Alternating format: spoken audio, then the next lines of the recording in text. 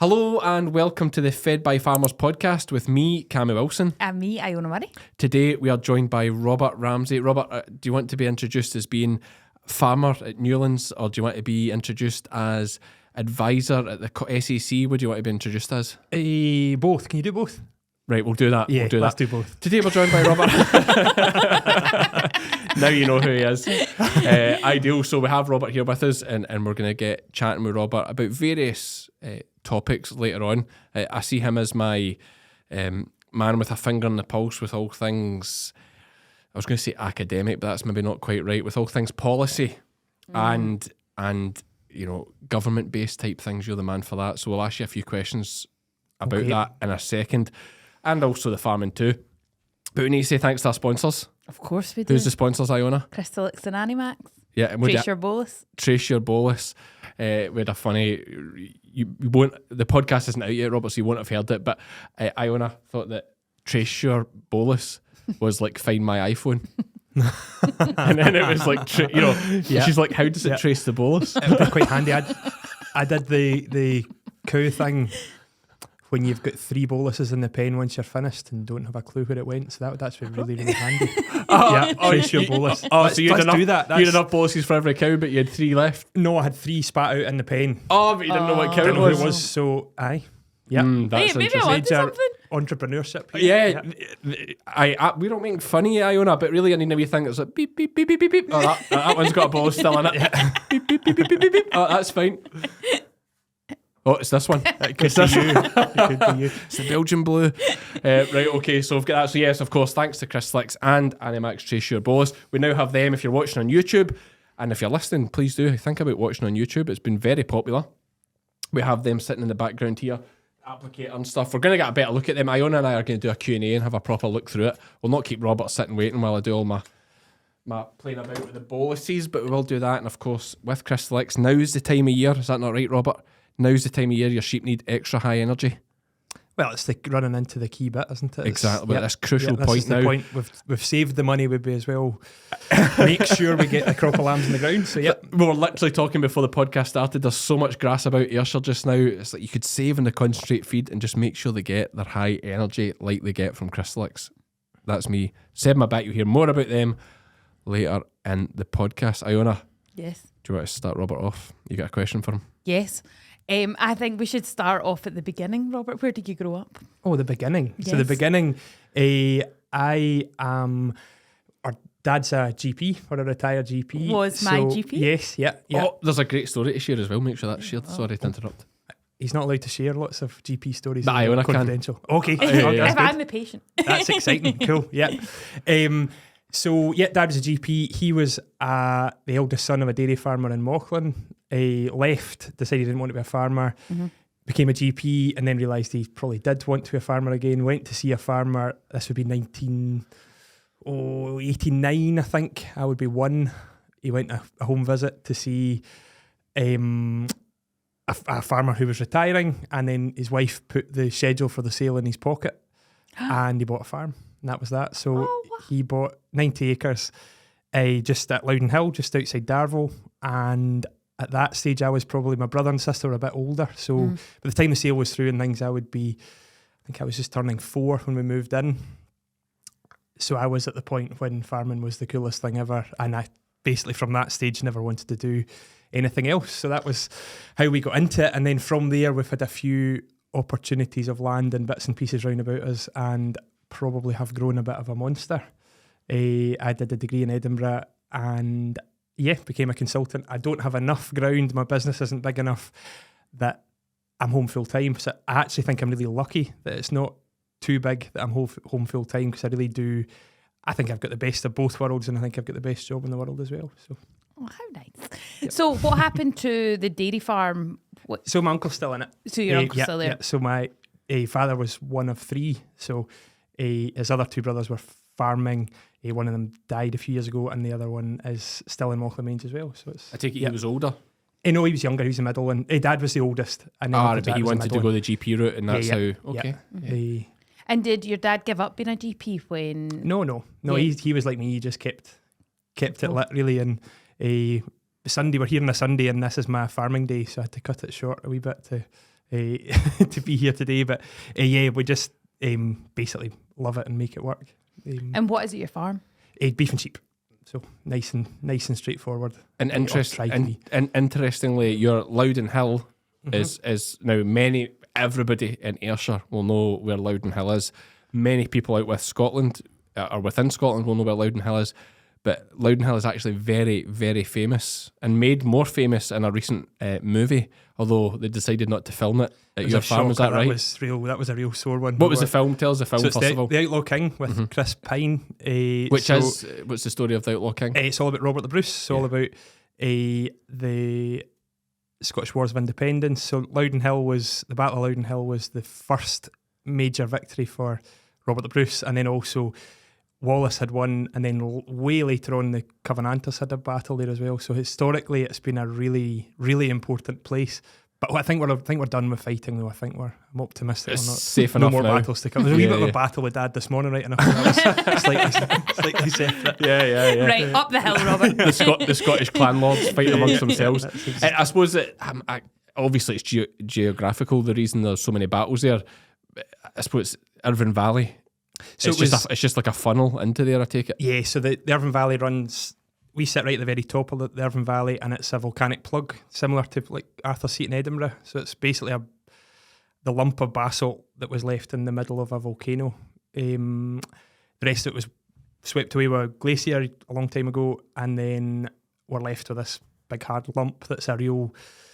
You can see it from lots of miles away, yes. and from the top of it, you can see forever, or it feels like. Yeah, and one nightmare for you is the fact that it's a very, very popular tourist attraction, or certainly a walker destination. Yeah, no, it is. It's a blessing and a curse. I think it's a privilege to farm there, and it's always good to be in we're basically farming in a fishbowl. So I do believe we do a good job in terms of education, and people come to us, people go up the hill, people see what we're at.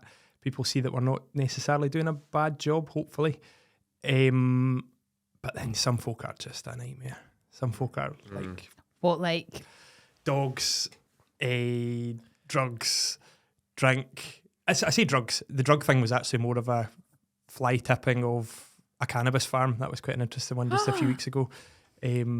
So, yeah, there's just people... Right, well, I don't want to hear more about this. Fly tipping a cannabis farm. Really, to be fair, I went out in the morning to like 40 plastic bags of the roots of cannabis plants. Because they'd harvested it. It really wasn't that exciting. Okay, so you don't. Okay. There's none of the good stuff. No, none of the good stuff. Although I did have a small fire. Bonfire and just, it was an okay kind of day. You know what? We're It's like, no, it's Think so bad. about it. That isn't so bad. Why am I so hungry? so yeah, no, I think 99% of people come, with great intentions, and then the 1% just kind of ruin it for everybody else. What I would say, since COVID, we've had a lot more people since COVID, and I think that's been the best thing that's happened. So more people means there's more sensible people, more mums, more families, more people saying, actually, put your dog in a lead. Aye, and more witnesses. Yep. And what we quite often see now, and I'd never really thought of it if I was out walking somewhere else, but there's now a lot of people that bring litter back, so that they'll pick up what other people have dropped, and it's actually become quite a nice wee culture. That's a really good point, actually. Like, because when people think nobody's watching, they'll do all sorts, dogs off the lead, and whereas if there's loads of people there, dogs off the lead going near kids and stuff like this, it's a no-no. And we do love a tangent here, so I'm going to quickly do a tangent, but Lizzie took the boys to Eglinton Park the other day, and like those folk just let their dog run off the lead and like run up to Jock and all that, like run up and like jumping like Ada had. Now I don't mind saying this, if Ada had been in between them, and I would, if a dog came up to me that I didn't know, I'd happily lash out with my foot, happily give it a kick. Like, it's absolutely no. Lizzie and I had kind of words about it, because I was like, if a dog's coming up to your son that you do not know, whether the person says it's okay or it's just playing, I couldn't care less. It's like, yeah, you can't trust it. You cannot. No. Like, and the fact folk just think that's all right is mad. So that's where loads of people giving them a hard time will stop it. And the difference we do get that. We do get idiots. We do get, big problems. But our people have to walk about 3 miles to get to us. or come in, That's what get I in the was going car to and come say. to us. Yeah, true. Whereas your guys are straight out the back of Irvine, and I'm sure Eglinton's full of really decent folk as well. But there's some folk can get there without much hassle. Yeah. And it's... I think with these folk, you know, these are decent folk, you know, they just live in another world. You know, it's because they know the dog's friendly. Mm-hmm. They think it's okay, but that's just not the way it works. Like, No. you know, but anyway. There's 3 types of dog walkers. I found that out too. When you go. There's the one that picks up their dog mess, puts it in a bag and takes it home. There's the one that leaves it behind them. And then there's one that bags it up and leaves it behind them. Yeah, what? And they are the They're the worst. worst. They are the Yeah. worst. It's It's like you see them weirdest hanging. thing. You see it hanging from the Yeah. top of a barbed wire or on a branch on a tree, and it's like, why did you bother picking it up? Probably just because someone was watching. Aye, yep. You know, and Yeah. then as soon as they're away, it's like, hoy that. I actually saw someone do it one day, and it could have escalated into quite and it did escalate. You seen red? Well, I flung it back at him, and it burst down his back.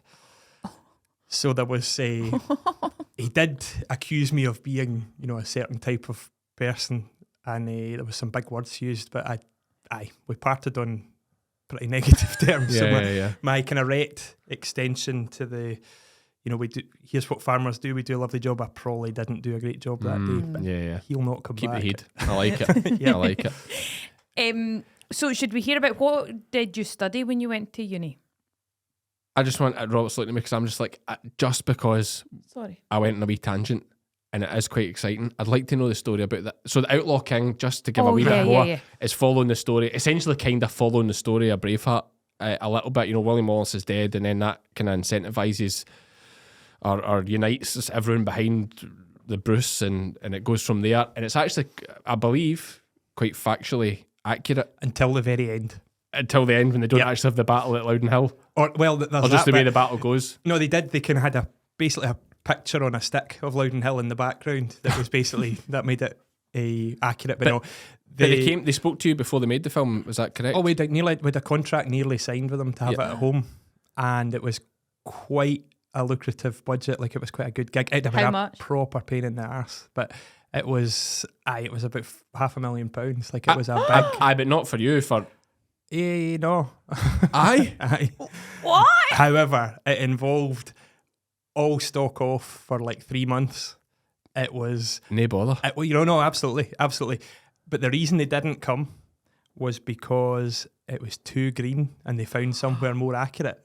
Oh, come on. Mate, you could have easily burnt that off. Or absolutely. To be fair, you could have destroyed it with sheep for. No, well, even if we had, my neighbours were still green. That was the thing. It was probably to do with, you know. The valley's too green. It doesn't look like what it used to look like. Of course it doesn't. Of course it was. It was the one that was going to do. Mate, that is a sickener. Big things. Yeah. Is that a podcast exclusive there? Yeah. Yeah, we love. I can't remember the exact numbers, but it was of that magnitude. Like, it was a real life sum of money. Life-changing, yeah. But anyway, these things happen. Right, there you go. Back to your boring question, Iona. Good job, I'm here, I tell you. We'd have just strolled right over that little gem. Tell me about your dissertation topic, Robert. Crystalyx Extra High Energy Feed Blocks have been providing high energy supplementation to ewes, lambs and rams in the UK since 1978. Packed full of protein, vitamins, minerals and trace elements, Crystalyx Extra High Energy has been proven to increase live lamb numbers and improve lamb daily live weight gain at a cost of only 4 to 7 pence per ewe per day. To view the full Crystalyx range and find your nearest stockist, visit crystalyx-global.com. Wow. What were you going to ask? You were asking about uni. Sorry, on you go. Yeah. I'd love to hear it. No, I would. On you. Yeah, me too. What did you study?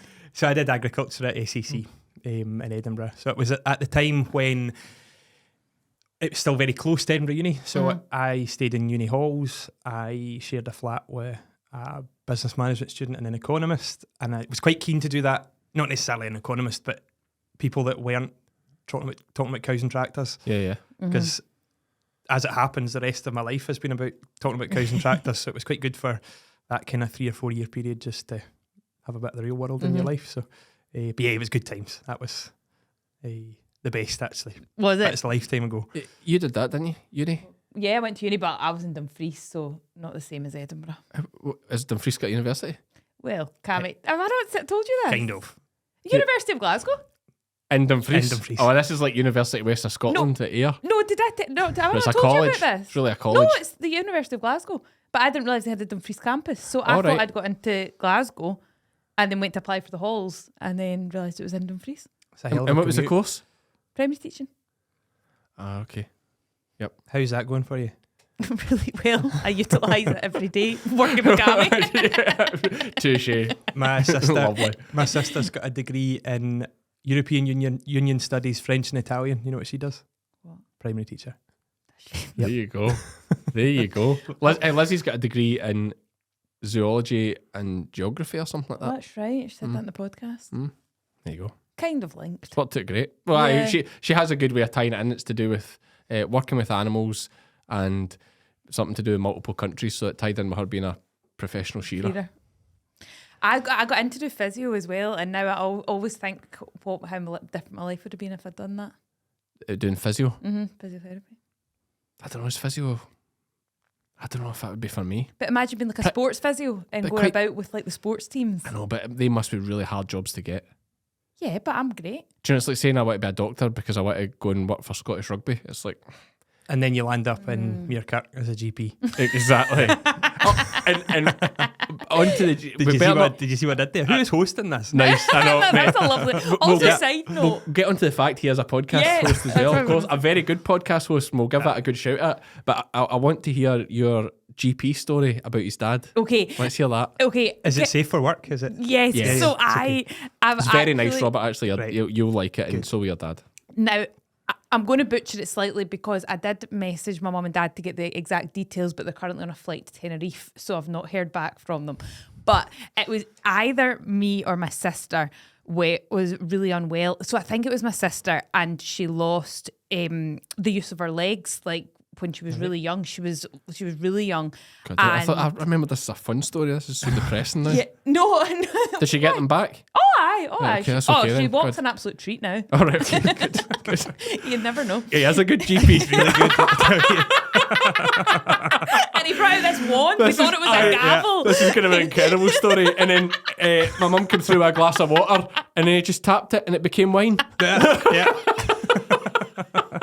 Right. Sorry, I need to go out of that. No, and yeah, so he was our family GP, and obviously Muirkirk's such a small place, so you knew your doctor, and it was like back in the good old days. And he came up to check her out, and sat with mum all night, because obviously how worried mum and dad were, and he stayed and sat with them. There we Above go. and beyond. Nice, isn't Some it? guy. Yeah, I thought He it is- was- he is a good egg. My Yeah, he really family, is. all like mum and dad always speak so fondly of Well, him. actually, she's not allowed to talk about patients. Right, but, okay. But he can kind of like. Of course, he can talk about patients. He can't tell you what was wrong. I don't know No. what was wrong with your sister, and if I ask him, he'll not tell me what was wrong with your sister. But Yeah. he thought your dad was the best. Is the best. He was a Really? real favourite. So again, Muirkirk, which we talk about a lot. Small place, deprived area. Not in farming wise, it's up there. Like it really is punching way above its weight. But town wise, it's quite. There's quite a lot of people have got quite a lot to say about Muirkirk, and not much of Yeah. it's very good. And Dad loved that. It was a thing. It was like it's a real underdog story. There's a lot of really good folk, a lot of good stuff that he could get his teeth into. But he Yeah. loved getting away from all of that and go and see some Blackie Tips and go and see, Yeah.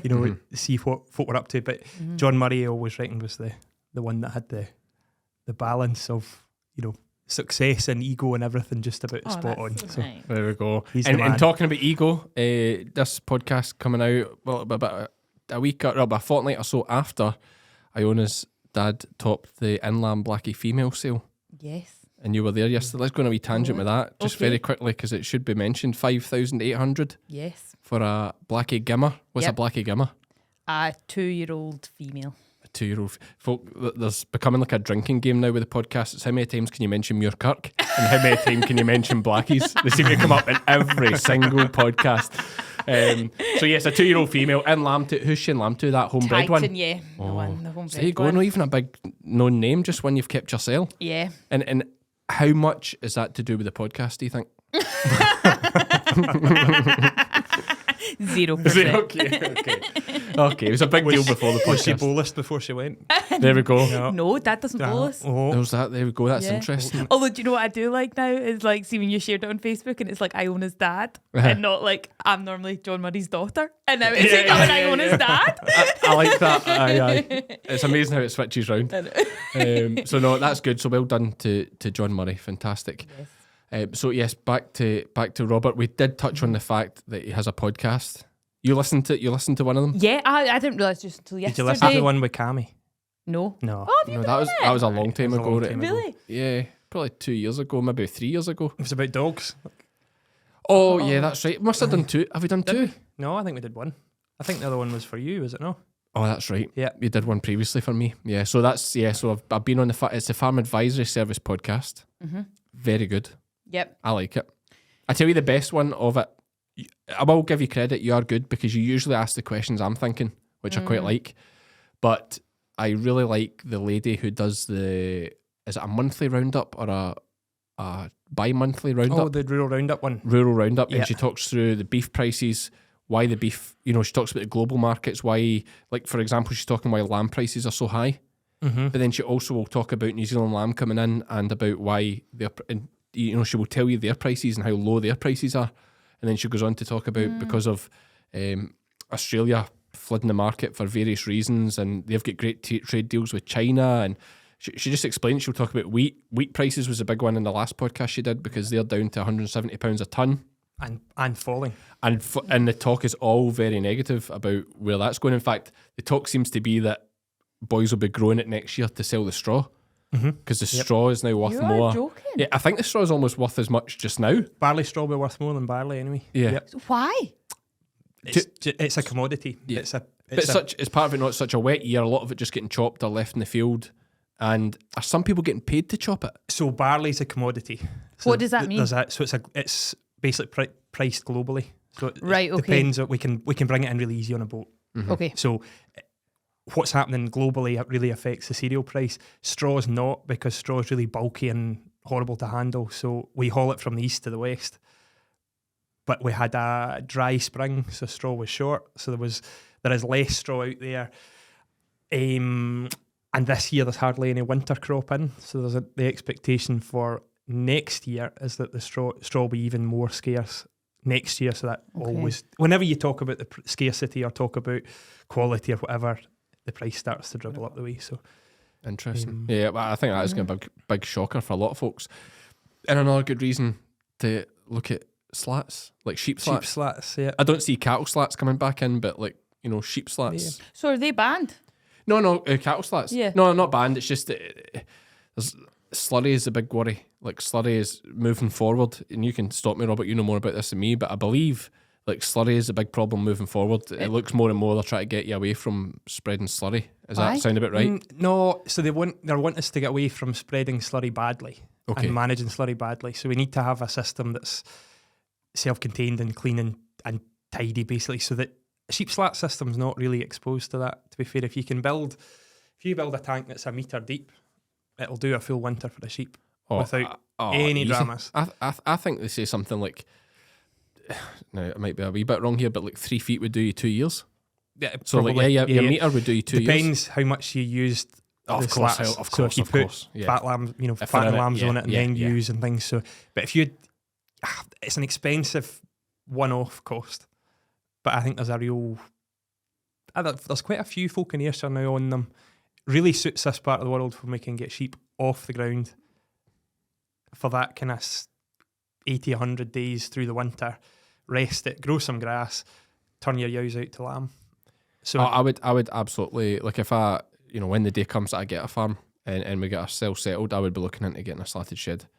I think you have so many benefits, even finishing lambs, finish lambs for, into January, then think about putting your ewes inside to give the ground a rest. It works. Thinking about the cost of that is bound to work just now where lamb price is. That's not to say lamb price will always be here, but you know, you have to almost be as well having sheep in a shed on slats as having cattle. Well, I mean, it must be pretty close, is it not? I see a lot of people flipping their business in its head. And it's actually cows that have been in, we're trying to get them out, and ewes that have been out, we're trying to get them in. Right. Because we can do something cheap with the ewe that's inside, and the cow being inside is an expensive job keeping a cow inside. So if we fling her at the hill or fling her on some crop or something else to shorten the winter, so there's quite a few examples of that where we're actually flipping it round about, probably to the detriment of some of the hill sheep breeds that we work with at the moment. Don't quite suit it. Yeah, what you mean? Because they won't want to come inside? Yeah, or it's hardly worth bringing them in. Or for the amount of lambs they produce? Yeah, okay. Yeah. So it's a change, and we're not all going to get to the same system. That's, you know, we're all farming different farms for different reasons. So yeah. But certainly the sheep slats thing, I wouldn't be scared of it. You know, if you do it right, it's a good job. You should maybe just do a wee line on what sheep slats are. Yeah, so sheep slats are basically, for anyone, certainly if you followed the sheep game, you'll have seen the video I did, and we'll put a little clip of it. If you're watching the YouTube podcast, we'll put a little clip of it over while I'm speaking here. Big Sean in Orkney, the Viking, has got a fantastic big shed with sheep slats everywhere in Norway, just about. Certainly up north has sheep slats. A lot of the big store lamb dealers that deal with a lot of sheep will have sheep slats, and they're literally just plastic slats. They're used for pigs as well, and plastic slats with little holes in them, and you don't need any straw bedding. The sheep, essentially by the sheep walking around and urinating, it kind of washes the slats down and keeps them clean. Mm-hmm. And that's the big saving. Like, you've not huge expense in straw. Far better for feet as well. Mm-hmm. You know, much better for feet. That is arguably for me, that's a bigger element than actually the saving in the straw. Because like store lambs on straw can be such hard work with keeping feet right. Yeah. You know, and that's where we hear like twice weekly foot bathing and all kinds of things. It's just, it's not what they should be. Yeah, really hard work, but it is a big expense. And I've got to give a shout out again to Forus, who are Forus. I always say Forus, who sponsored a few podcasts at the start. They are certainly, I'm sure there's other people that sell sheep slats, but like Big Sean the Viking, all his sheep slats came from Forus there down at Carlisle. So well worth speaking to them, getting a price for stuff. That's where I'd be getting mine from. At a severe discount, after mentioning them right there. Absolutely. I would hope. But if they could remember I was here as well, really good. When Robert phones next week, when he's kicked all his cows out onto Loudon Hill, so no, that's I'm quite passionate. The sheep slats thing, I would love that. Like, I think it's a great thing. It's just about resilience. Like, it's about having. It doesn't have to be sheep slats. It can be turnips. It can be something. It's something different that you can fling stock at when plan A is not quite going to plan. You know, when it's not working, we can shift to something else. So, as I say, it won't be for everybody, but I think we'll see a lot more sheep slats going forward, particularly if the lamb price stays anything like where we're at just now. If lamb, absolutely. If it's a lucrative industry to be in, I would say we've probably had, in the last 10 years, probably had the good bit. You know, we've had, trade's been good pretty well for quite a long time. You wouldn't say 10 years though, would you? It's not been bad. I mean, I can remember from me starting, I know inflation's a big factor, but I'm pretty sure now, I could be wrong here, but I can remember from even me starting sheep, which has now been 8 years, that you'd be quite happy getting like £80 for a lamb. Yep. So, I suppose we're getting up in 10 years then. Yep. Like, but you know, I suppose even the last 5-6 years, I would say certainly it's been like everybody buzzes about it, especially this time of year, you know, coming into the spring. It's been like, there's never really been a check or a disaster. And that in turn has meant your store lamb guys, which kind of prop a lot of things up as well, are always making money. There's the bit, remember that sale at COVID when markets were shut? And everybody panicked. Everybody was home. That was a bit we were all thinking was the next foot and mouth of the next BSE or something. And hopefully, I hate when we talk about, you know, something's coming. It's going to be a disaster. But I think we have to acknowledge that it's been bloody good the last couple of years anyway. It has. You know, the lamb jobs. It has been good. And it's not to say we're all making a fortune either. It's just income wise, we're not going to get any more from the market. Yeah, but I mean, it's about costs. Like, luck is a big factor of everything I do, and I literally was speaking about luck. You know, the result of most of my stuff is actually just luck. You know, folk can say hard work and all this, but you can work. I know people that work hard all their life and never get anywhere. Like, you need a lot of luck, and me doing my system. Now Robert is my advisor. He does all my IACs. He knows everything about my system and what we're doing, and text him probably twice a week with stupid ideas, and he'll keep me right and talk me down, which is actually true. But like, I would have been. I just don't think I could have kept it going if Lamb wasn't as strong as it's been. Because and as my accountant who watches the podcast as well, like, there's many a time they were like, should you really still be working with sheep? Like, if you just shore all summer and scanned all winter, like, you'd have no expenses and all this money that you could invest in other things. It's like, why keep throwing it at sheep and get nowhere? Now then the sheep game come along, and that changed everything, because all of a sudden the sheep makes sense to him, because without the sheep, everything that's tied in. It's starting to work and tick along really well now.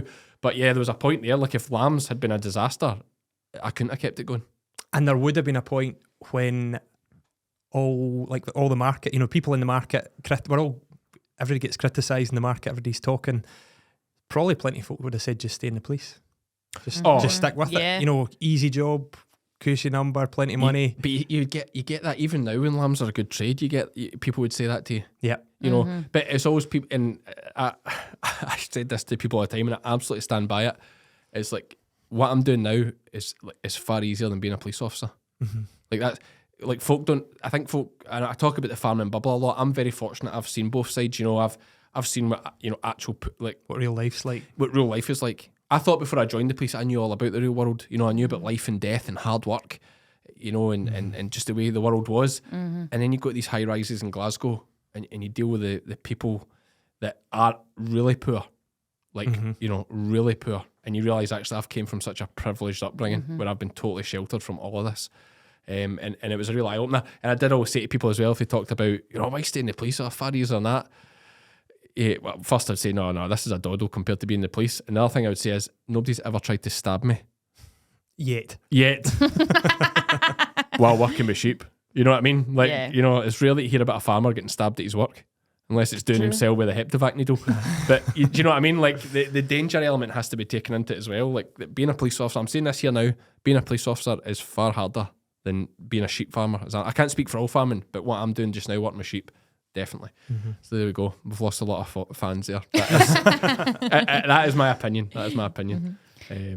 That's not to say that they're a lot of them don't do half as much as the bloody should. I would say that as well. And I've seen that firsthand. Like, it is, the service is poor, but that's another story altogether. I had a good one, to be fair, with a dog worrying thing. I phoned at 5 o'clock on Friday night to say there was a dog in my sheep, and they were there by 6 o'clock the following Friday. I said that. Which good there. I know. They don't. Yeah. I know. It's. Yeah, listen, we're not talking about dog attacks. We do it we've already done it enough in this podcast. It's like, I support all that, because it is a big issue. It's beyond a joke. It is, but it's like, we don't want the whole podcast to be all about that. What about Robert's podcast? Let's talk about that. Right, okay. And then can we find out what Robert actually does and where he works as well? I feel like we've not covered that either. Cool. Lead up through the podcast. Tell us about your podcast. So my podcast is funded through the Farm Advisory Service. So it was quite a new thing. When did we start? 4 years ago. We started off doing it was called the FAS, a Timely Livestock Podcast. So it was all about timely issues affecting farmers. And the issue with doing anything timely in a podcast is you then have to edit it. So if it was snowing at lambing time, you then have to edit it and get it out before the snow thaws. And then the snow thaws, the thing goes out and it's irrelevant. So we had to kind of change from there, and it became Stock Talk. I think we're in our third year of Stock Talk. So it's a Scottish Government funded podcast. It's one, basically I get to have a chat with people, talk through systems, talk about kind of current issues in farming, in livestock farming, and just generally give pretty positive shout out to the livestock industry, which is something I know and love. Yeah, listen, I think it's very good. It's on my, I have a list of podcasts. Like, I just smash podcasts. Like, I'm podcasts all the time. And there's just not enough of them. That's the thing. Like, a lot of my favourite ones, like, FAS, or I even quite enjoy Farmers Weekly now. I think it's excellent. I never used to like it. I've not listened to it. Never used to like it, but it's really good now. They've brought Sandy Kirkpatrick on, obviously very passionate and very direct as well. He says what he thinks rather than just saying what he should say. Which is something for us. So our one, because it's Scottish Government funded, Yeah. we're kind of got our hands tied a wee bit. And that's fine. They're the customer. So the Farmers Weekly probably is I would have thought was in a similar kind of needed to be politically correct place. Yeah. But they're not always, they They do push go there the and boundaries. they're not scared. And there's definitely, if you've seen any of what Sandy does in his own social media, it's definitely a watered down version. It doesn't, but it has to be. It has to be because he's very controversial. A lot of the points he makes are very good, but it is very controversial. But like he wasn't the most recent podcast there. He was talking about Minette Batters, and she's standing down as NFU. It's not NFU England, but the big NFU, NFU Scotland, the NFU England. She stepped down, and obviously it was a big thing when she first came in. And they talked through the whole time. It was good, and he said personally he wasn't a fan, and he outlined his reason rather than just go with the flow. Like some people do, oh, she's done a great job and this and that. He stood by his opinion on it, and he gave good reasons.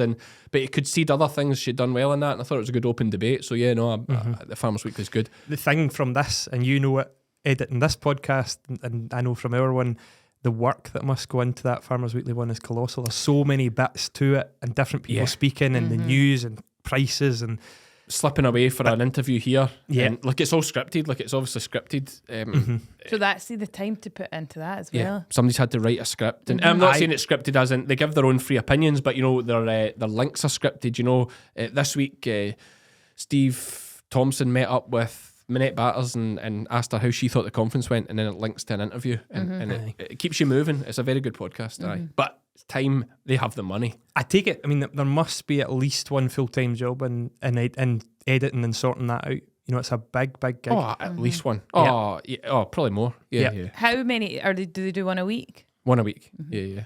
Makes sense. Farmers Weekly. Yeah. It probably would ruin it if they did more than one. Yeah. But we know what it's like here. Just try to get. I mean, we probably will have to drop it down to one at some point because the workload just getting one podcast done, edited out, try to do two is pushing it. It really is. You need to. Sponsorship's great. It makes it all worthwhile, as well as growing the brand and the interaction we get. But it's a seriously tying thing. Yeah. Those guys, again, they've got the budget to do it. But even your farm advisor service, you must find it quite. Is it not quite tying? Especially when you think your Ajax time's coming up. Yeah, but then again, because we're not timely now, because we're not trying to do what's relevant for right now, we can put in the next couple of weeks we're going to do another 3 and we'll have them. And then it means a wee bit of chat at the start's a bit, not that relevant to when you're listening to it. But the point is, when we're going through stats and things from podcasts that were 3 years ago that are still being listened to, which is quite nice. That's the thing. Our numbers now are getting crazy. Because essentially, the more podcasts you put out, every time a new person finds you, they'll go back and listen to every interview. So our numbers are growing at an incredible rate. And same with me. If I find a podcast I like, and that's the good thing. Whereas Farmers Weekly, it doesn't work because it's the price of red diesel from this week. And it's all current topics. Whereas interviews, you getting people in to talk about their system, us chatting to you just now, you can listen to that anytime. Still relevant. That juicy thing about the Outlaw King, that's still interesting a year later from now. It's really depressing. It's really depressing for you. Really, thanks for bringing it up again. How did you pick yourself up after that? I still haven't. No. Yeah, I've got to do podcasts like this. Did I get paid for this? I don't know. Sorry, mate. Sorry. Think of the exposure. Still get £500,000 to make that. Could give you a bolus. Okay. Everybody gets a free box of bolus. In my hand or in my belly? Cut that. They're actually all mine. I just one bolus. Pick your favourite young. No, they're actually mine. Don't be giving them out. I'm going to use them and then replace them with just empty boxes. Yeah, makes sense. Outlaw King. That's a sickener. But the Farm Advisory Service podcast. Do check it out. There is a lot of good podcasts on there. As I say, it is the work that goes into the monthly roundup. Is that what we're calling it? The agribusiness news one. That could be it. So it's now Christine Beaton. Used to be. Yeah, I think that's right. That sounds more like it. Really good. So much information. Boom. So agribusiness news podcast, and it's not really a podcast because it is. So she basically reads out. Yeah, agribusiness news. It's quite funny because agribusiness news is basically we've produced it for years for Scottish Government. That it goes out as a newsletter once a month, and to be more accessible, more inclusive. They wanted an audio version of it, so we did it through the Faz Sounds project, where Faz Sounds is all the podcasts. So somebody just reading the newsletter. Yeah, someone reading the newsletter became Agribusiness News. Yeah. But the funny thing is that because for accessibility reasons, all the podcasts need to have a transcript as well. So we then produce Agribusiness News, then we read it, and then it gets written out again. Incredible. Folk want a yeah. transcript to ours too, but we're struggling with that. It's just the time for transcribing podcasts is insane. Yeah, and also if AI can't do it, like it's a nightmare. Well, I saw a video I did we just clicked the subtitles box to put the subtitles up. That's definitely not what I said. No. And you Definitely would argue you speak for an Ayrshire boy, you speak quite clearly compared to thank many. you, Cammy. Yeah. Certainly Yeah, compared you to do. myself. Yeah. You speak quite clearly. So if it's struggling, then it's no chance with me. Although I put a real effort on for you guys on the podcast. When you remember. Yeah, I do slip sometimes. I'm bad for that. Yeah. So there was another thing I wanted to talk to you. A couple of things that we really want to get onto for this podcast is I want to talk a wee bit about the protests that are ongoing. Mm-hmm. Yep. Where we see that going, and we want to talk about, like, I suppose the two are kind of linked, the subsidies and where you see them going. So pick whatever one of them you want to discuss first. Can I interrupt quickly? Maybe Absolutely Robert, not. maybe you could just do a wee overview of where you work, what you do. Yeah. Oh, I've not even said that yet. No. Sorry, God, we're only... Okay, we're 42 minutes in. Let's just have a wee quick break there and we'll hear from one of our sponsors. Most foragers don't supply sheep and cattle with enough cobalt, copper, iodine and selenium, critical to digestion, immunity, reproduction and growth. When it comes to supplementation, there's a danger of under or oversupply. But when bolusing with Animax Tracesure, you can be sure every animal has enough for up to 6 months in one single application. Animax, giving what it takes. And we're back. I hope you enjoyed that little VT or audio file if you're listening on the podcast. If you are listening on an audio podcast, take a second, get your phone out and just press that little follow button if you haven't done so already, and subscribe. And if you're watching YouTube, click the subscribe button. Robert, I want to ask you a question. Please answer it. What is it you do? What would I do other than Day to day, apart yeah. from like all the teas and coffees and... It's hard to say, I suppose. So I'm a business advisor for SEC Consulting, working out of Auchencrew Veneer. So I do some subsidy work for a kind of core group of farmers across in Ayrshire and Renfrewshire, and then aside from that, also do a bit of specialist advice for beef and sheep farmers across the southwest of Scotland.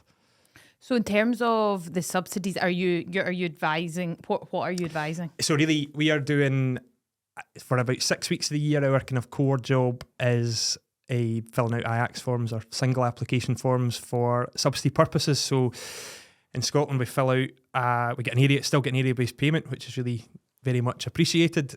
To do that, we obviously need to declare what land we've got, and that IAX process is how we do that. So we submit a form. We see every one of our clients over that kind of middle of March to middle of May period. Also when we're also lambing sheep and calving cows, and we squeeze all the busy bit at work is also the busy bit at home, so it's a bit of a challenge, but all doable. And so the system, basically we submit IAX forms so that farmers can get paid later on in the year. Okay. That's a good point. Actually, it's daft that they do it that. Why not do it like January, February where nothing's happening? I'd love it, man. It would be Doesn't make any sense. perfect. Yeah, for our busiest guys, if you're drilling barley, lambing sheep, getting any time between the 15th of March and the 15th of May is really quite difficult. But it's been that way since the mid-90s, and it had to be because it was an EU decision, and now we're kind of in the system where it's... Yeah, because I don't think I've ever been to my appointment for my AX thing. You were there last year, I think. You missed a couple. Yeah, it happens. But like I eventually fitted me in, but like it's like it's not handy. But you must spend your whole time just juggling, like trying to fit people in, and it's a good job. It's just a copy and paste every year. Well, see, on that one, same as last year, kind of like shearing. Shearing, but imagine your shearing was worth maybe 40 or 50 grand a year. Aye. Rather than fling it in a bag and take nothing for it. You can't make any mistakes. No. I understand. Well, we can make mistakes, but it costs us a lot of money if we make mistakes. We try and not make mistakes. No, that's good. And interestingly, this is something a lot of people won't know about subsidy, because you just told me about this the other day. Again, texting Robert things all the time. But I have 120 acres, the forestry bit. That Yep. Again, Robert helped me to get in the first place. That I won't be able to claim this year because I've planted it in trees. It's very sad, that one. Very sad. You've planted it, No, it belonged to the forestry, right? and I applied to get a tenancy of it for 2.5 years, and then that ran on for 5 years or 4 years over because it took them longer to plant it. COVID and various other things stretching it out.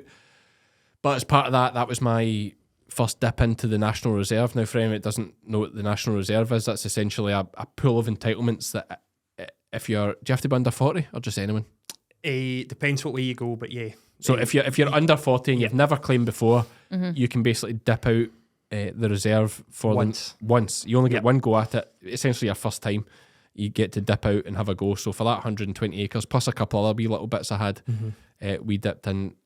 And now I have that 120 acres of entitlements. So to claim subsidy, you have to have what's called entitlements.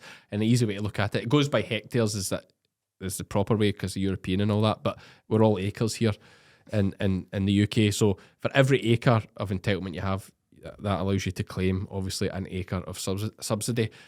And now I have 120 acres, but nowhere to claim.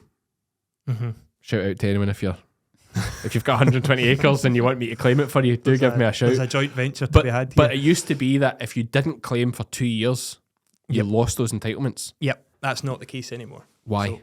So, why? Because the scheme we're in is coming to the end of its life. You know, it's evolved. It's been a bit of a pain in the arse having to transfer entitlements so the entitlement here is not linked to the land at all. So you can take them and put them wherever you like. So they are an asset that kind of sit. They're intangible. They don't exist. But you've got them. Why would you lose them? It used to be that it would fund the National Reserve. But again, that's what I thought. We're actually losing. Well, there's not as many opportunities for new entrants now either. You know, there's land values have changed. The forestry things happening. There's precious few new entrants out there. So I think what had been happening was that they were taking entitlements off people, and they weren't actually going anywhere. So, you know, why have they changed it? Why did they have it? You know, it's a system that the entitlement doesn't exist. But surely that devalues entitlements then. Surely the value of entitlements will drop. Or if there's less entitlements come on the market, maybe it puts the price up. Good point.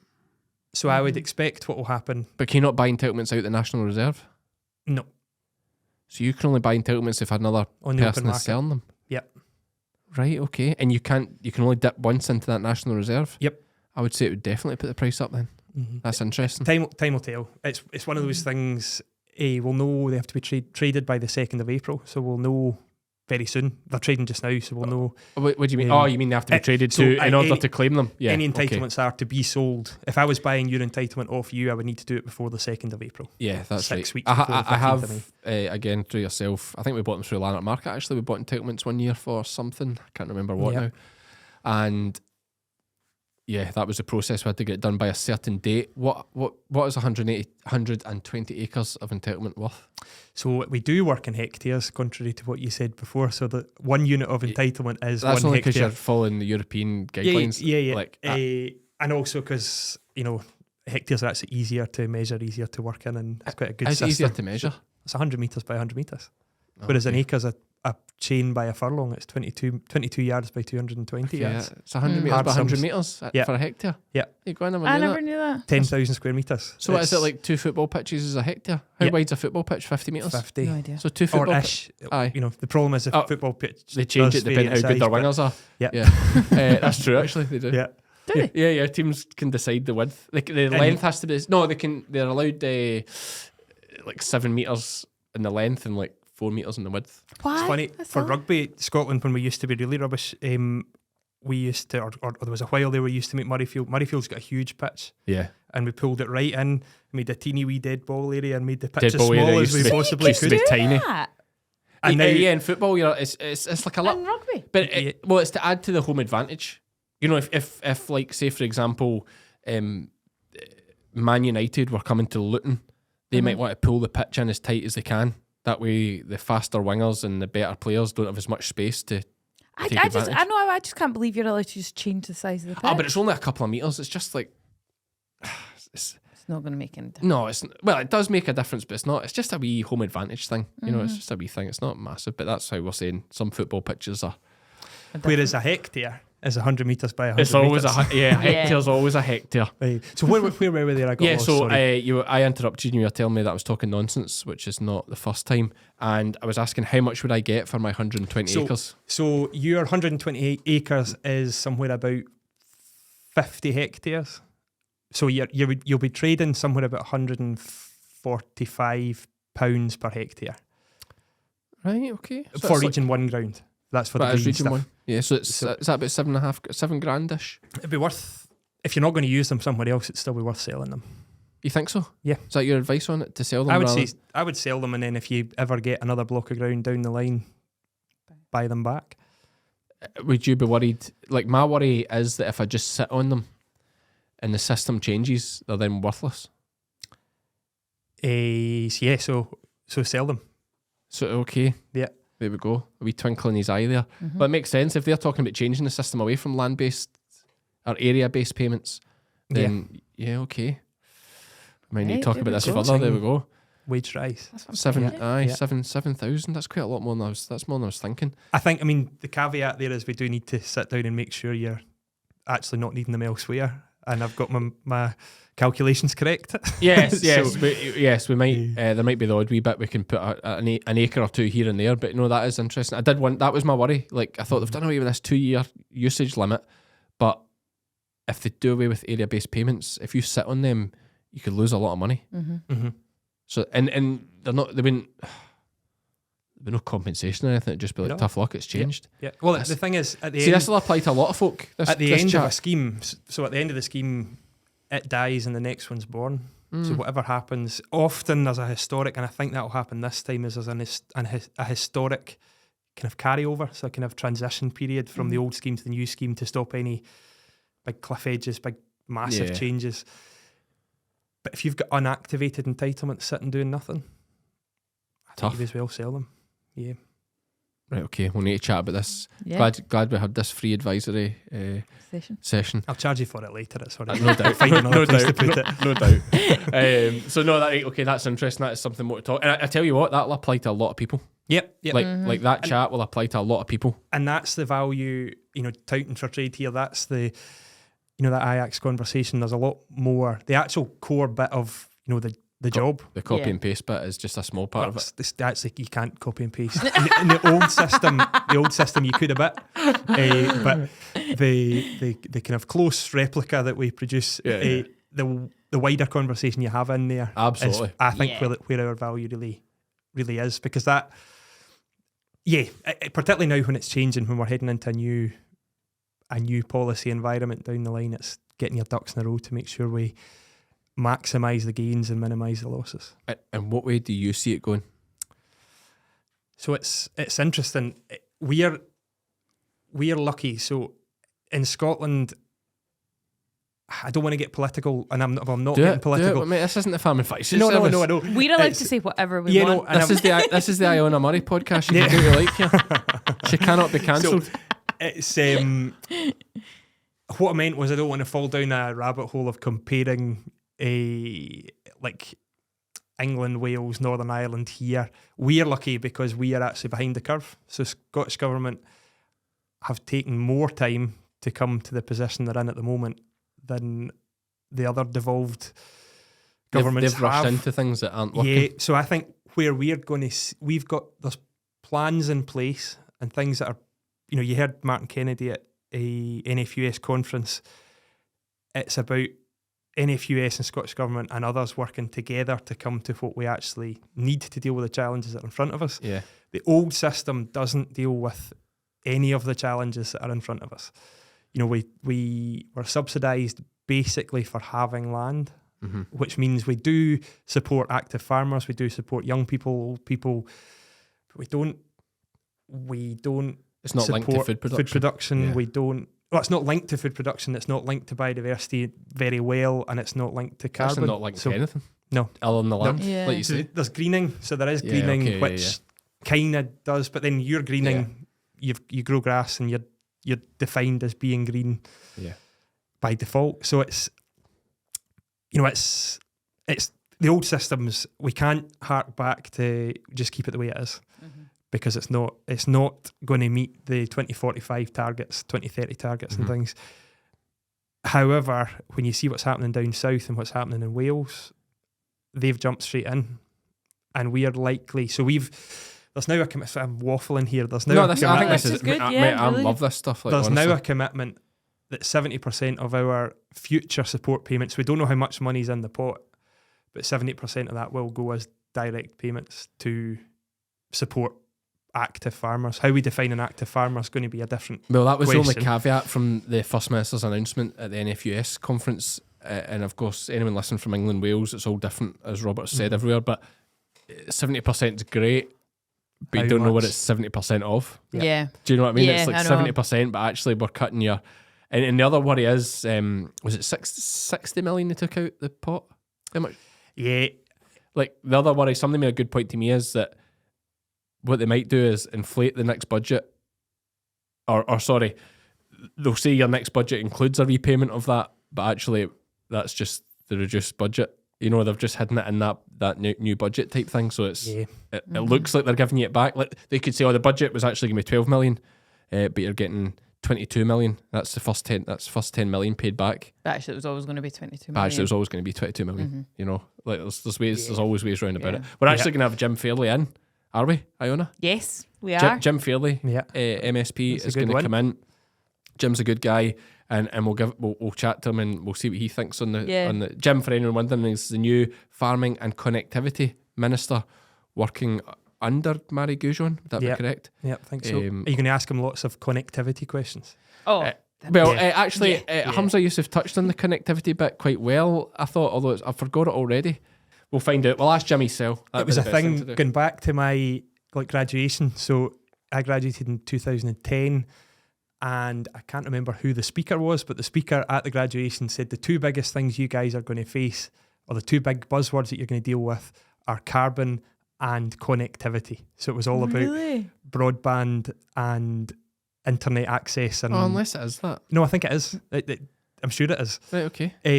And we were all like, for like the Highland and Islands. Yeah. Maybe, but I don't know if that's such an issue. Do you think you need more like ferries and transport? Yeah, I thought it was more about connections? I thought it was more to do with the ferries and stuff, and links for farming and issues like that. I hope he knows. Listen, we'll ask Jim. Imagine he Imagine took on the job about broadband and it was actually about Calmac ferries. I was like, aye, Jim, your first gig is to go and sit in a Calmac meeting. Oh my God. No. Then he'll try and join the Zoom, but his link will go down. Jim, if you're listening to this, we're not going to give you a hard time about Calmac ferries. Don't worry about that. Although that ship has sailed. Terrible. But we're touching on a great thing there about where the payments are going to go. So you think we're going to have to change? Well, we are going to have to change. So I think the days of us filling out a form and getting paid for filling out the form are done. In the next, whenever the change comes, I think probably 2027, 8, something like that is when we'll see a significant change. But we're definitely going to be, biodiversity and carbon are going to be much nearer the forefront of it. The other thing that's happening is the world's not that stable a place. There's a lot going on in the world. And I really, one of the things I hate the most is when farmers talk about, needing a good war and all that. It's an awful position to be in.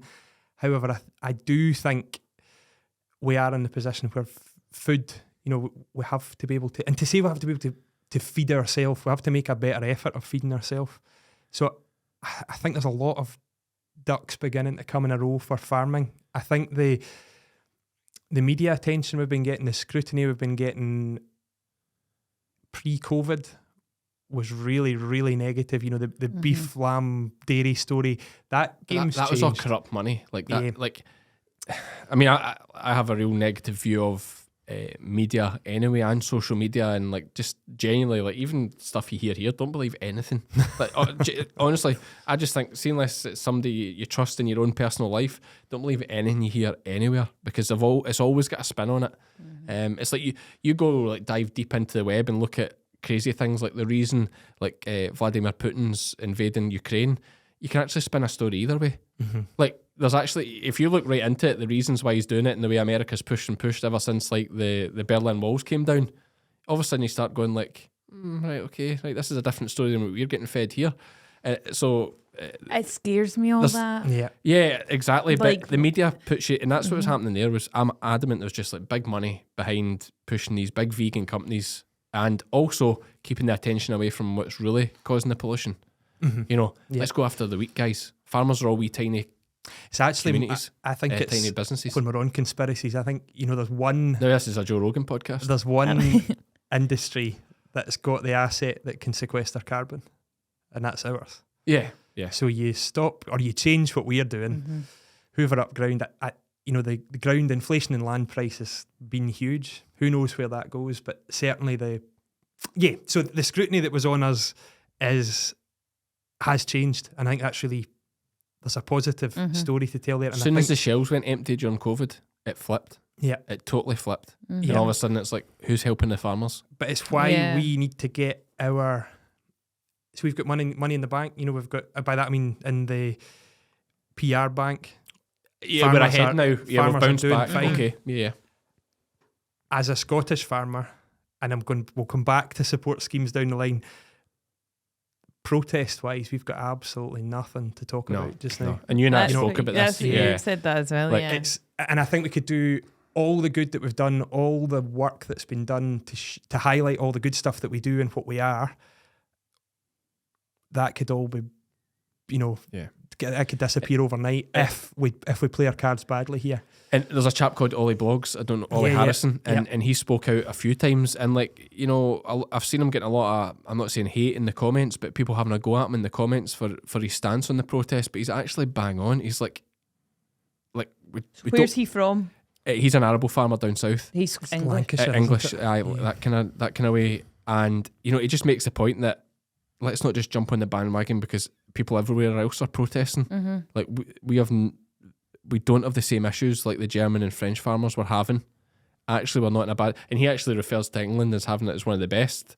But I would actually say Scotland's got it better than England. To be perfectly honest with you, so I totally agree. Like, and you only get one shot at this. Yeah.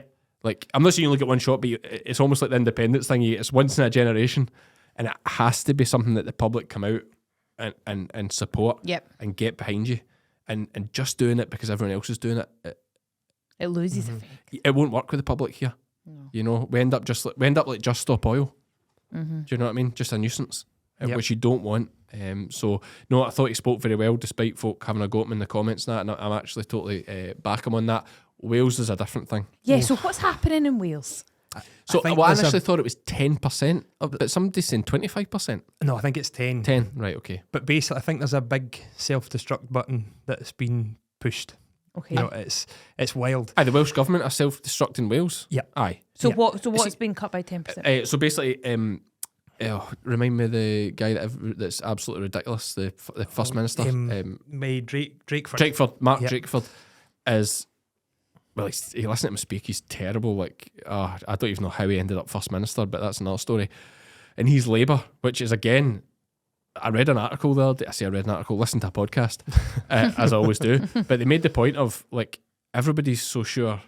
It was actually great. It made me think now, all right, Conservatives are really not liked here in Scotland, apart from maybe some of the places through in the east. But they made the point of, think about where farming is with you just now. Right? Is it that bad? Well, imagine if you go Labour, look what's happening in Wales. That was kind of the whole principle of the argument. It's like everybody's shouting Tories out, get Labour in. But look at Wales. It's a funny thing though, because it was actually good. Made me think. It's like, so what is happening? What are so sorry, I better explain it very quick. So basically, they're trying to push through this legislation, SFS they call it, and is they're new. Basically, they're changing the farm payment system. That to get your farm payments, you have to jump through hoops. Like what? And one of the hoops is that 10%. You have to allocate 10% of your land for tree planting. Now, there'll be farms where there is a 10% that suits it, but the majority are small farms. But surely just anything with farming can't be a blanket like that. But that's the trouble. Part of the problem. Yeah. So, and at least the fact that the forestry here just buy the bloody farms. Do you know they pay the farm? They just buy the farm in the open market. Like if you're rich enough, you could buy it you could outbid them. Yeah. you know, but So we might land up getting something like that down the line. You know, we might. I don't think we will. You know, but I think this will put all governments off it. we're going to get hoops to jump through. There's going to be things coming that we need to do. So some of those hoops are already here, like a carbon audit, like a margin, a field margins, things like that. It's fine because that can be turned back into productive land anytime. Yeah, to me, holistic management, holistic approaches to agriculture is how we are trying to get more businesses to think. Is to think about all the one decision, all the impacts that one decision will have. That's where governments need. That's what governments need to do as well about the impact of their policies. Because actually, the plant 10% of each farm means that some of those farms are really, really productive with really good young folk pushing on. Some of them are really pretty poor farms, badly farmed. I would push back against. I'm not a big tree planting fan. I like trees, I really do. I like a diverse landscape and things, but plant 10% of your farm or plant 10% of the farms. Yeah. If you had to do one, buy 10% of farms and plant them. Yeah, and we're going to see. We are and going then to you see buy more from trees. people retiring and or however you do it. And that's where. That's what the Scottish government's doing, basically, isn't it? Yeah, well, there's targets and there's incentives to do it, and for a lot of, or for some of our clients, it's quite a good option is to take some of their poorer land and sell it, or take the grant, or do something, plant some trees. Like, it's part of the system, but when it becomes an absolute 3-line whip, do this or you're not getting paid, you land up with a lot of angry people. And you know, Wales is also full of really small, quite, you know, some very productive farms in the north, and you know, it's a diverse landscape like here. There's a lot of wee farms that are just on the edge, you know, and you make them 10% smaller, and they're it's just a they're small holding all of a 100% sudden. out. Yeah. So you land up with 10% planted and 90% on the open market sold to plant. I'm not completely again. There having to be some hoops to jump through. Oh, there should be. You're not against that? No, like I think, you know, you look at the rate of soil depletion and fertile The farmers soil. not already have hoops to jump through? Yeah, but something I do agree that something bigger needs to change. Like if you look into the stats of like the rate of fertile soil is going, like we could be in a like horrendous position in the next, like in our lifetime, like not having enough fertile land to feed the world. And I think the world is going to be in a difficult But planting position. trees doesn't help with fertile land. No, you're saying, I agree that. but something needs to be done. We also, I feel like off our own backs, we don't do, a smaller percentage of us do things. We take the path of least resistance. Whereas, or the path of most profit. And most efficiency. But we can have both. And like, I think you can implement regenerative practices and still be profitable. But I think the thoughts that farmers have in general as a broad stereotype is you can't have both, and regenerative systems are for the smallholders or the hobby farmers, but it's how you scale that into mainstream back at the farms. subsidies and folk will do it. Yeah, That's the yeah. reality. Yeah. And so I think we're all taxpayers as well, and Steady. that's because you're pay as you earn, mate. yeah. Aye. Some of us are self-employed. Yeah, Everything's a living the business dream. expense. But we should have to jump through hoops. You know, there should be some rules, a direction of travel that the government wants to be on for the industry, as long as that's a positive direction of travel for the future of the industry, to make sure. The biggest thing, the question I wanted to ask at NFUS conference was, where are all the young people? You know, not necessarily in the conference, but where's the room at the moment for new entrant? The new entrant story was actually pretty good 10 years ago, at a time when we were saying there's not enough new entrants. But where we're at just now, I've had no inquiries in the last 12 months about genuine new entrant inquiries. So who's going to be actually doing this job? And that's somewhere where I think government will need to do something to ensure that there's actually I know what you're saying. I totally, get behind you there. And I know what you're saying regarding new entrants. One thing I will say is I think social media is having a massive influence in keeping farmers' sons and daughters on farm. Whereas before, they'd went, like yourselves and your siblings have all went away and did other things because the farm's not that appealing. And from a young age, you maybe think, but now with social media, whether it's TikTok probably is the main one for young people, YouTube being another one. Yep. I mean, I'd like to think that a lot of stuff I do make people think that sheep's actually a pretty cool thing to be into. Do you know? Whereas sheep used to be the old hill shepherds thing. You know, it's a lot of bloody hard work out in the rain and all that. But although my it's actually incredible sheep. Soon to be 2-year-old son, so we watch a bit of. We try and not watch too much telly like he does. He's big passionate outside kind of guy, but when it comes to kind of cool down before bedtime, we do watch a wee bit YouTube, and the kind of. So yours is there now and again. Thanks. On the Thanks, frequent, mate. the frequent flyers. Aye. Mr. Tumble sadly is on there quite a lot, which is it's hard I'm going. just not sure about Mr. Tumble. But I'm pretty sure about Mr. Tumble. Aye. There'll be a story. Bluey though. Aye. What about Bluey? Bluey's I love brilliant. I love Bluey. Absolute Genius, outstanding. man. Yeah, Love it is. Bluey. Yeah. The Bluey, the Doctor one is my absolute favourite. With the queue and they Class. can never get. No, I know them all so much. best. It's like Bingo's desperate to get seen to, but there's always somebody coming in with more of an emergency. No, there must be two. There's one where it's like Bingo's. The one where the dad getting an operation. You're thinking of? Yeah. Okay, Yeah. right. There must. How do you There's get the another cheese one. out the belly? How do you Yeah. get the mouse out the belly? Yeah, it's with an X-ray. Fantastic. Must watch. Aye. Brilliant. Yeah. But the other one's Tom Pemberton. Yeah, he's And good. I think so we do watch the sheep game a lot, and but Tom Pemberton is the one that the wee finger goes in front of the telly and points at Yeah. Tom Pemberton. That's the one we want. So Yeah. Tom's got it nailed. Like he's loads of fronts. Personality being the main one. yeah, Great personality. you need for one it. of those. Yeah, Great personality, and also his edit's really good. He's really you're seeing so much progress. Do you know, that's when I watch Tom, and I watch Tom quite a bit.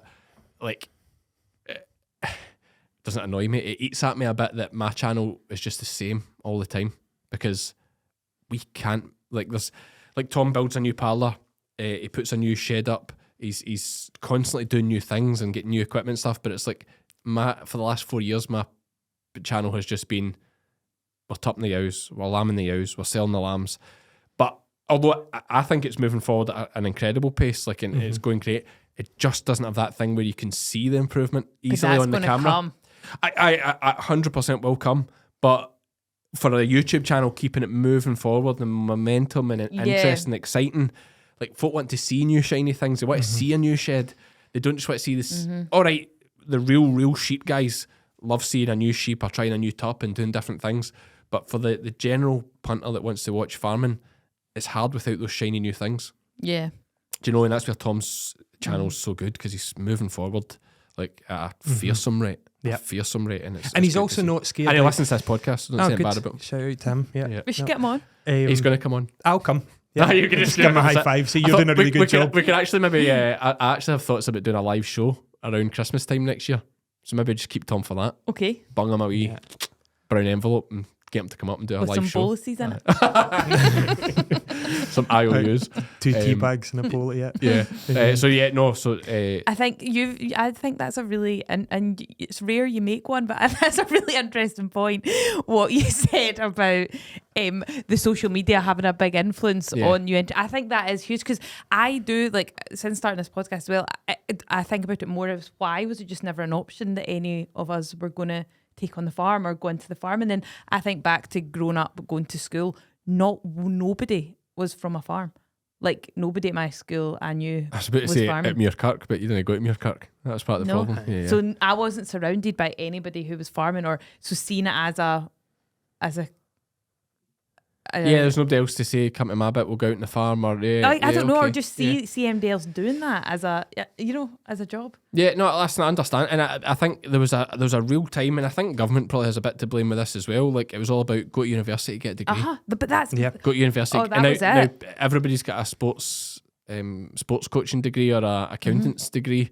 and 25 grand a day. And a lot of debt, and actually realising being your own boss on the farm, especially when COVID hit.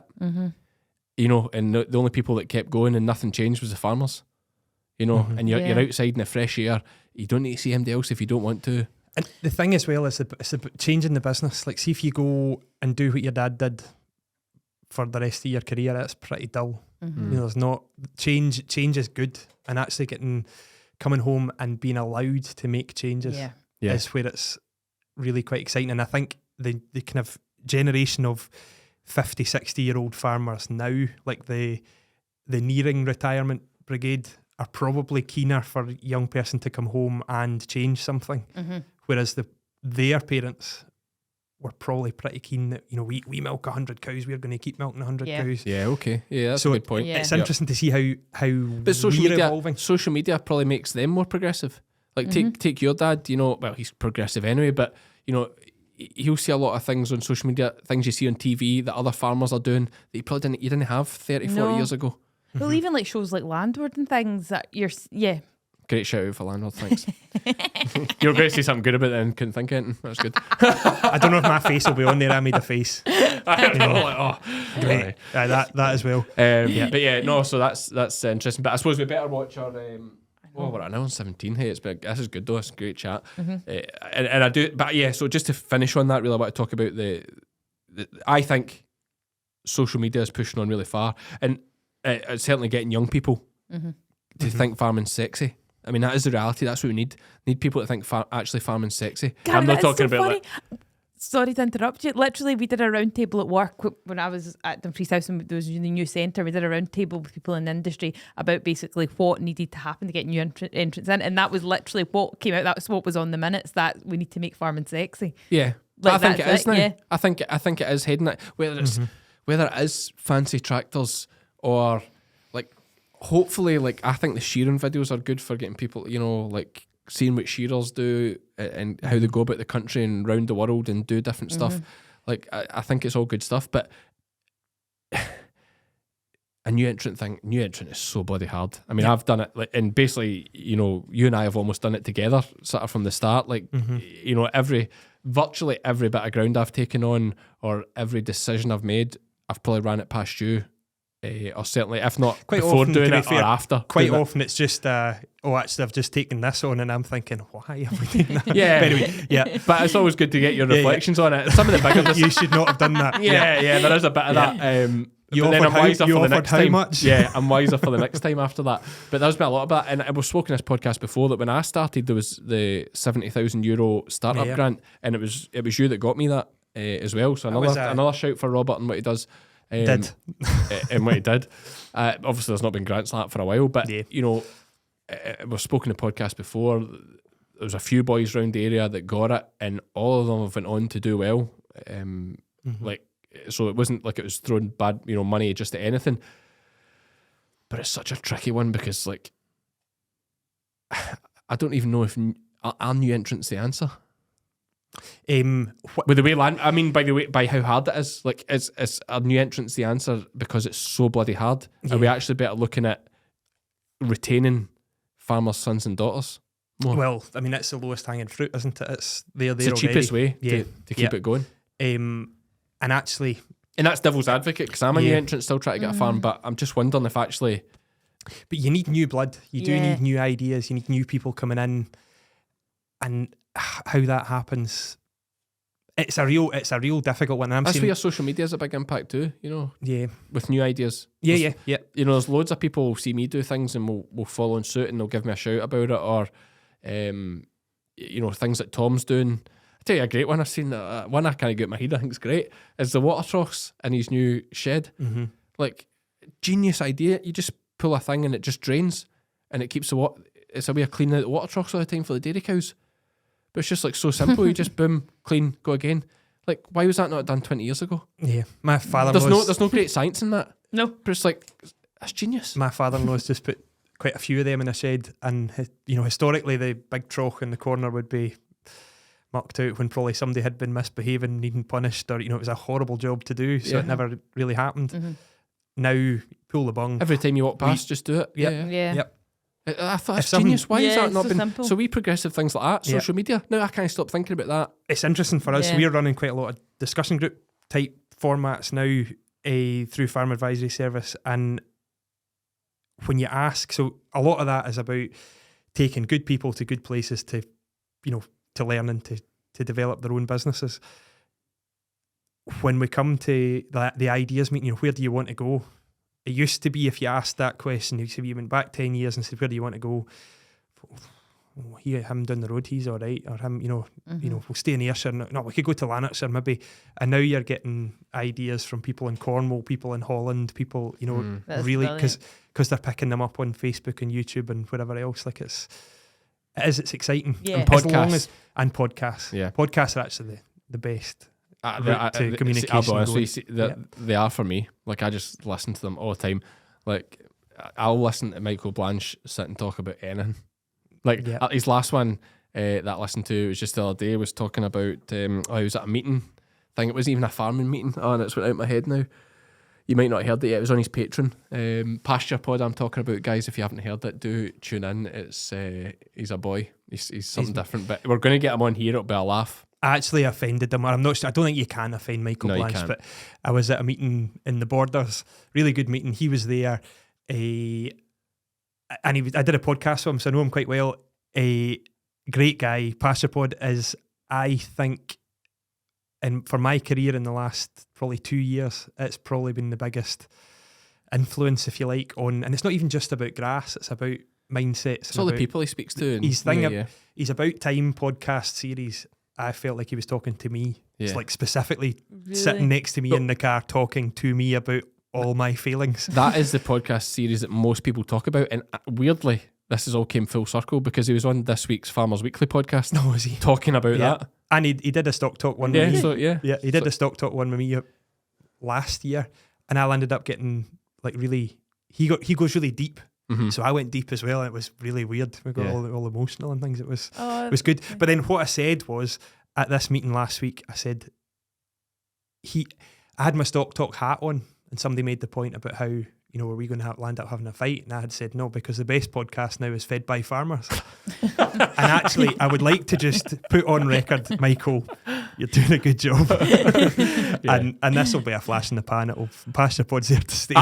He's stood the test of time, and once he comes on here, it'll grow again. I'm sure. We need to get him pinned down. But listen, our time. This is going to pushing on for longer on the Hoof GP podcast, but. I've not told you about my massive my car collection or any of that stuff either. No, listen, don't worry about that. Listen, I know.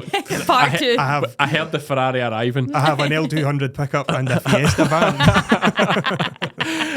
No, we know how hard up you are. But listen, I think we've touched on some great stuff. I could sit and blather about all this stuff for ages. One thing I just want to finish on a little bit is because it is such a hot topic just now. What do you think is going to happen with the Welsh situation?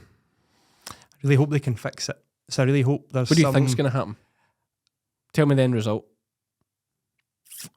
So in any negotiation, you've got to give a bit on both sides. And I don't know how much the Welsh farmer will be prepared to give is the problem. I think at the moment it's a bit of a revolution that's happening. I'm on their side, I would say. I think what's happening is really, really difficult, and it's very, very broad brush and very blunt. Yeah. And I hope they get more time, more information, and are at the table. And that's where we're at in Scotland. There's the Ariob committee. There's a group of people having these conversations to avoid this. One group of politicians or civil servants with one specific thing on their mind, because they're only worried at the moment about carbon. If we only worry about carbon, it's the same as a dairy farmer only worrying about milk yield. If you chase for milk yield, you get milk, but you get all the other problems. You get lameness, Yeah, you get lameness, fertility issues, you get major animal welfare issues. If we chase for carbon only, we can lose everything else round about it. So what's going to happen? I hope there's a positive outcome. I hope it's not. So often when there's a subsidy reform, it's always terrifying. When basic payment came in here, we were expecting to, it was going to be a very detrimental move for farmers. It was going to be the end of farming as we know it. It was fine. It landed up. It landed up okay. This is more extreme, but I would hope there's a bit more negotiation, a bit of time. I hope the politicians listen, because I think there's been some really... They just don't seem to be listening. They seem to be pig-headed.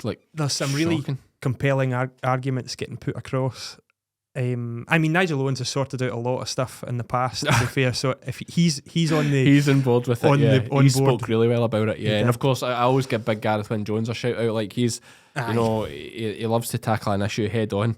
But you know, he's been great in going after this one, and so loads of people in Wales have been as well. But no, you know, fully behind him, and I like to keep talking about it because I think it's important to keep it in folks' minds that this is happening. And I'm a big believer, though. See if, like, from my time in the police again, like laws and things like that only work because the majority do it. Mm-hmm. You know, for example, see if everybody said they're not wearing a seatbelt, nobody would get done for not wearing a seatbelt. Yeah. That's the reality. It would just become that's the thing. Minor laws, of course, I'm talking about. And things like this, like see if everybody just digs in and says it's not happening. They'll have to come up with a solution, with a compromise. Yes, they'll need to give a bit, but if the farmers keep strong like they are and just saying it's not happening, then they have to come up. Or you know what happens? General elections in November, they're out. Well, that's a Welsh Assembly right enough, but you know, the hammering that Labour are likely going to get in Wales the way it's heading will be enough for the High Hegians to say, listen, rein it in.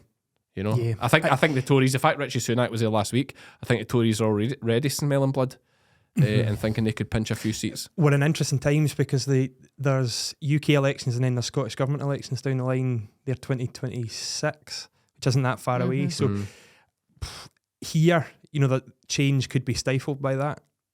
And in Wales, it might be the thing that the farmers been, you know, maybe if they just hold out, just wait long enough, it'll change. And put Labour out. Yeah. Yeah. It's a good way to think about it. Getting Labour out in Wales is quite a job.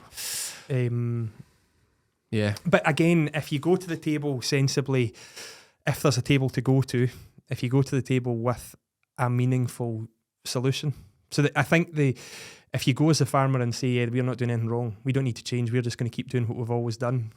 I don't think not gonna get I there. don't think they're saying that. Like, I think it's just the extremeness of this policy is what's really upsetting them. Yeah. I think they all accept we all have to do our bit. Mhm. I think all farmers accept that now. I think not all, but you know, majority just understand that's the way it is. But yeah, it's extreme. But listen, I think that's been some good insights into that. We're obviously running. But when it comes to us protesting, we have to be very, very careful that we don't. A protest looks like quite a fun thing to do in some people's eyes. You know, let's go and engage. You know, let's go and make some noise. Let's go and get in a tractor and go and annoy people because people are doing it in France. People are doing it in Wales. We can't do that No. until there is a real reason. And I would argue what's happening in Wales is a reason to go Oh, and make some noise. I agree with it totally. Yeah. The English story, the Scottish story, we just need to keep our heads down now. Heads down, keep working, keep engaging in the schemes and things that are coming, keep moaning to the right people, keep having a conversation, but let's not glue ourselves to the road just yet. Yeah, no, spot on, right. And I should really finish on that note, but I do want to just say that I think I really have in my head, and I've spoken about this before, but like I'm not saying we want to see. Of course, we don't want to see another war. I think there will be another major conflict in some ways. No, I hate it when you I know I talk keep talking about this, you know, but every time I say it, something else bad happens, so I should stop. But I really believe that the day will come where they're saying, they might not be saying pull the trees out, but they'll be saying disregard all that nonsense we've been talking about and let's make food and let's secure this country. Like I do think that'll come, and people do not realise. I'm not saying the power that the farmer has, but the importance of the farmer. Like they just do not realise. Look what happened when the eggs dried up. Panic. Where's all our eggs? Why are you not paying the farmer enough? You know, they straight away turn on the supermarkets, as they should, because they've not been paying the farmer enough. The farmers are going bust because they can't keep up with the energy prices and the feed prices, so they can't produce the eggs. So straight away, why are you not paying the farmers enough? And it'll all come back round. But The difficult thing is, food security wise, we can't use food security as a reason to subsidise not sort the climate. or we can't use food security as a reason to subsidise sheep production if we export more than half of what we produce. Do you know what I mean? So I understand that, but yeah, no, listen, I understand that, but that in itself is a good sign of security. If we can export, if we have enough food to export it, that's where you want to be. Because, you know, if you look at it from the point of these other countries that might do some extreme climate things, which, yes, the climate's important, but all of a sudden they'll be like, we don't need to produce lamb because we can get it all from the UK. Well, look at the price of lamb just now. Yep. You imagine the day comes when actually, guys, we need all the lamb ourselves. Oh, well, here, blank check. We just need some food. Mm-hmm. And that, that's the way it's going to go. But anyway, that's enough. Nice negative note to end on. Well, positive in the price of lamb going through the roof, but negative in the world starving. That's us for this podcast. Thanks as always to our sponsors, Crystalyx and Animax Tracesure. I've been Cammy. I've been Iona. And we are all fed by farmers. That was weird. I know I changed it. I thought we You usually need to do give me a both. bit of background. I know, it's like we usually do both, and it's like Robert's here too, so I thought I'd say Yeah. all of us. Okay. Thanks, folks.